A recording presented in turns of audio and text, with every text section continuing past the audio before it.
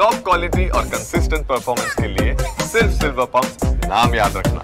Corona পরবর্তী সময়ে share বাজারে সবচেয়ে বড় ধস দেখেছে ভারতের বাজার।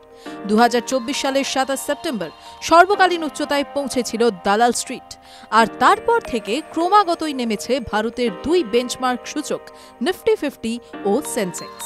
ইকুইটি বাজারে বিনিয়োগ করেন যারা, এর মধ্যে তাদের প্রায় 45 লক্ষ কোটি টাকার ক্ষতি হয়েছে। শুধুমাত্র ফেব্রুয়ারির দ্বিতীয় সপ্তাহেই লোকসান হয়েছে 24 লক্ষ কোটি টাকা।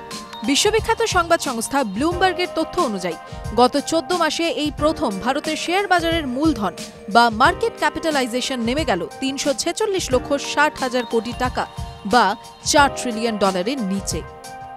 ফেব্রুয়ারির প্রায় প্রথম থেকেই পড়তে শুরু করেছে ভারতের দুই বেঞ্চমার্ক সূচক নিফটি 50 ও সেন্সেক্স। 27 সেপ্টেম্বর থেকে 21 ফেব্রুয়ারির মধ্যে নিফটি 50 পড়েছে প্রায় 13%, আরেক বেঞ্চমার্ক সূচক এই একই সময়ে পড়েছে প্রায় 12.26%।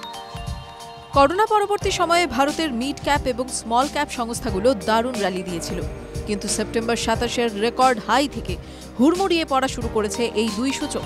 নিফটি মিড ক্যাপ 100 সূচক পড়েছে প্রায় 19%, অন্যদিকে নিফটি স্মল ক্যাপ 100 সূচক পড়েছে 22%-এর বেশি। ইকোনমিক টাইমসের একটি রিপোর্ট বলছে অনেক বড় বড় সংস্থা তাদের সর্বকালীন দর থেকে প্রায় 71% পড়েছে। স্মল ক্যাপ সেক্টরের একাধিক সংস্থার শেয়ারের দামে 41% পর্যন্ত পতন দেখা দিয়েছে। আগামীতে বাজার আরও পড়তে পারে বলে জানিয়েছেন বিশেষজ্ঞরাই। আইসিআইসিআই প্রুডেন্সিয়াল মিউচুয়াল ফান্ডের chief investment officer S Naren small ও মিড ক্যাপ ফান্ডের এসআইপি বিনিয়োগের বিষয়ে সতর্ক থাকার পরামর্শ দিচ্ছেন। বলছেন, আমাদের মনে হয় স্মল ও মিড ক্যাপ সেগমেন্টের বিনিয়োগ থেকে সমস্ত কিছু বের করে নেওয়ার এটাই সেরা সময়। যদিও সব বিশেষজ্ঞ তার এই বক্তব্যের সঙ্গে একমত নয়।